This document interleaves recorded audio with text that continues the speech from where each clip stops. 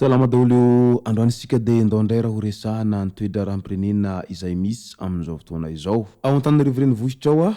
hisy ny fanapahan-kevitra politika ho raisy ny mpanositra mahakasika ny sakantsakana amin'ny kandida Marc Ravalomanana amin'izao filatsahan-kofidiany ho ben'ny tanàna Antananarivo izao amin'ny fifidianana izay ho atao amin'ity taona ity. Ka nilaza ny ambangivangony mahakasika an'izay moa ireo rehetra avy ao anatin'izay antoko-mpanositra izay mivondrona ao anatin'ny vonan'ny firaisan-kina izay tamin'ity androandroany ity raha naka mpanao gazety marobe izy ireo nitafatafa sy niresadresaka ny dinidinika izay ny fanaovan'izy ireo. Ka ny mahakasika an'izay no fakafakaina amintsika ato anatin'ity video ity ka manasantsika rehetra anaraka an'ity video ity hatramin'ny farany. Azadino ny milaiky ny video antsika ary tsy rovatrano ny miabone amin'ny chaîne antsika mba ahafahanareo manaraka tsy tapaka ny video izay lefa any amin'ny sesaseta matahotagazy toy izao ny fanaovana azy. Tsy ampendrela moa isika fa avy hatrany tonga dia vavany ndao ary. Mialohany hidirantsika amin'izay resaka toetra ara-politika ao Antananarivo renivohitra izay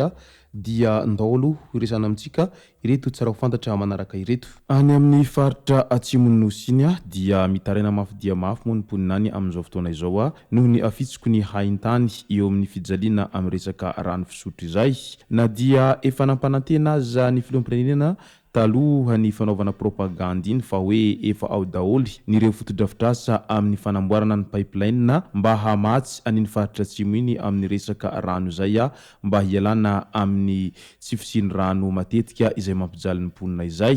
Ary na dia efa teo aza ny fijorona vavolombelona izay nataony ireo avy any amin'ny faritra atsimo nandritra an'izay deba nataon'ny filoham-pirenena tao amin'ny hainao manjery malagasy TVM iny dia hita fa mbola tsy tanteraka izany fanamboarana pipeline izany mandraka ty androany matoa ireo voakany atsimon'ny nosy any mbola mitaraina mafy amin'izay resaka tsy fisiany rano zay. Isany nitondra fitarainan'ny vahoaka ny mpanakanto avy any amin'ny faritra atsimon'ny nosy any tsy iza moa izany fa mpanakanto Tirky Augustin izay manao antsoavo amin'ny rehetra fa tena mijaly rano ny mponina any atsimon'ny nosy any. Ritra tanteraka hatramin'ny fary hoy ny tenany hatrany. Tena ilaina ny fanampiana sy ny fanomezan-tanana amin'ny fandavahana vovo hoy ity mpanakanto ity raha nilaza ny maharary ny mponina any atsimon'ny nosy any amin'izay resaka tsy fisiany rano zay.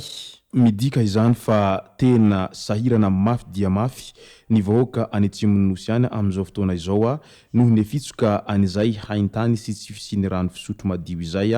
indrindra fa ireo izay biby fiompy dia tsy vitsy amin'izy ireo no maty eny an-dalana mihitsiny noho izay tsy fisiana rano hosotroan'izy ireo izay. Ka dia anaovana antsoavo amin'ny mpitondra fanjakana mba hijery ankaiky ny zava-misy any atsimon'ny nosy any fa tena mijaly ireo vahoaka malagasy izay tapaka sy namana monina sy mipetraka any atsimon'ny nosy any. Eo amin'ny resaka toe-draharaha politika misy ao Antananarivo indray amin'izao fotoana izao ny mahakasika ny savorovoro izay misy eo amin'ny andriamatoa Marc Ravalomanana sy ireo ratsamangaika misahana ny fifidianana amin'izao fotoana izao noho tsy faneken'izy ireo ny firotsahan-kofidiany andriamatoa Marc Ravalomanana amin'izay tsy fananana an'ilay hoe certificat de régularité fiscale na ny bis 211 zay dia tena manano sarotra ny toe-draharaha any an-toerana amin'izao fotoana izao. Ka samy miezaka manadio tena ny andaniny sy ny ankilany ary isan'ny nitondra fanazavana mahakasika an'izany moa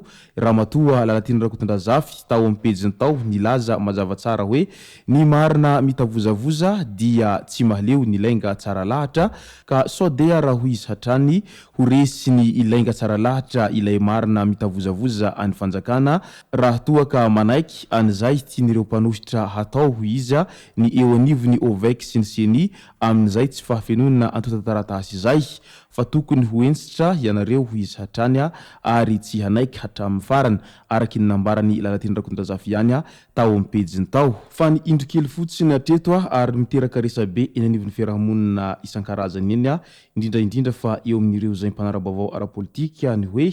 navela Andriamatoa Marc Ravalomanana hirotsaka ho filoham-pirenena na dia teo aza izay tsy fananana an'izay certificat de régularité fiscale izay, nefa amin'izao firotsahana ho ben'ny tanàna izao dia avy hatrany tsy noekena tanteraka ka dia mipametra-panontaniana ihany izany toe-javatra misy amin'izao fotoana izao. Manoloana an'izay toe-javatra misy izay moa dia nitondra ny fanazavana ny mpiaradia amin'ny Andriamatoa Marc Ravalomanana sy ireo avy ao amin'ny vovonan'ny firaisan-kina tamin'ity androandroany maraina ity. Nilaza mazava tsara izy ireo raha nitafa sy niresaka tamin'ny mpanao gazety. Fanapahan-kevitra politika no nandava ny seni ny filatsahan-kofidiny Andriamatoa Marc Ravalomanana izay filoha teo aloha ho ben'ny tanàna ny Antananarivo.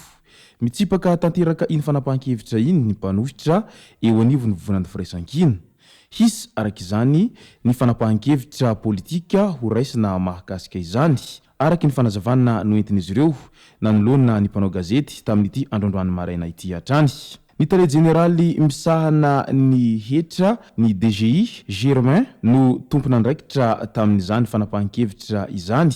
izay nampiany ministra ny fitantanam-bola Rindra Hasimbelo Rabarnirinarson.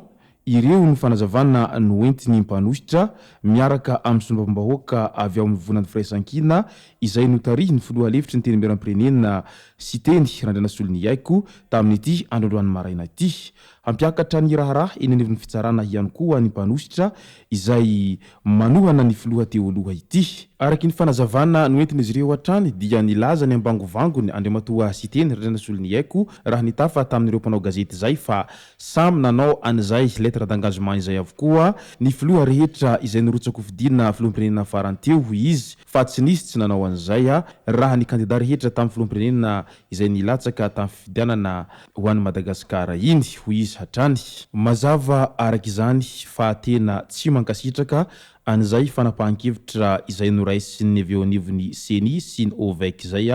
ny avy ao anatin'ny antoko-mpanositra sy ny vovonan'ny firaisan-kina amin'izao fotoana izao ary tena tsy hanaiky an'izany hatramin'ny farany izy ireo ary zay no antony mahatonga azy ireo hitondra an'izay raharaha izay eny anivon'ny fitsarana eny mba hitadiavana ny marimaritra iraisana sy mba hikatsahana ny rariny sy ny hitsiny araky ny voalazan'izy ireo hatrany satria mahatsaro izy ireo fa toa misy tsindry mafy dia mafy amin'ny kandida izay ho arotsaka izy ireo amin'izay resaka fanakatsakanana isan-karazany izay ka izay ny tena isany mahatonga azy ireo manao antsoavy eto sy roa ary mangataka ny mba hitadiavam-baholana mba hialana amin'izay lonolony sy ny adilahy politika lava tsy misy fiafarana mba ho Madagasikara milamina sy handry fahalemana ary fifidianana ho tony ao anatin'ny filamina mbahoaka tanteraka no isy eto amin'ny tany sy ny firenena fa tany-tandalana ity ka tokony hanjaka ny demokrasia ho izy ireo hatrany.